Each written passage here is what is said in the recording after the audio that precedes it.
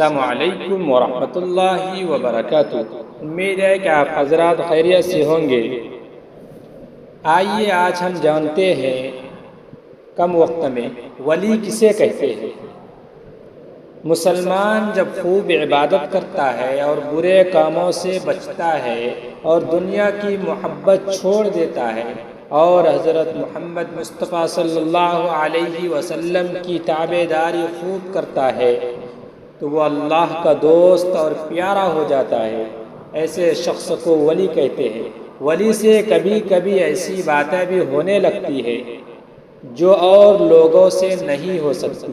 ایسی باتوں کو کرامت کہتے ہیں۔ اگر کوئی شخص شریعت کے خلاف ہو اور اس سے کوئی ایسی عجیب بات ظاہر ہوتی ہو جو اور لوگوں سے نہ ہو سکے تو وہ جادو ہے یا اس کا کوئی کرتب یا شعبدہ ہے۔ ایسے کرتب اور شعبدے تو کافر جوگی وغیرہ بھی حاصل کر لیتے ہیں۔ ایسا شخص ولی نہیں ہو سکتا۔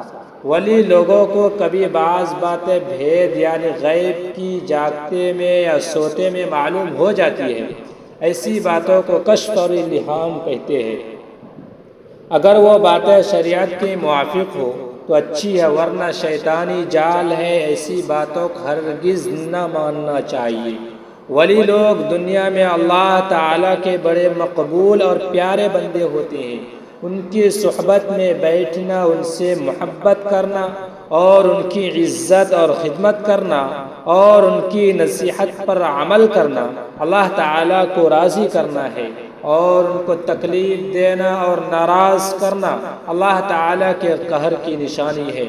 وہ ایسی برکت والے بندے ہوتے ہیں کہ ان کی برکت سے بارش ہوتی ہے، اللہ تعالیٰ کا غصہ اور عذاب ٹل جاتا ہے، آفتیں اور مشکلیں دور ہو جاتی ہے، ان کی برکت سے دعائیں قبول ہوتی ہے، ان کے دیکھنے سے خدا یاد آ جاتا ہے۔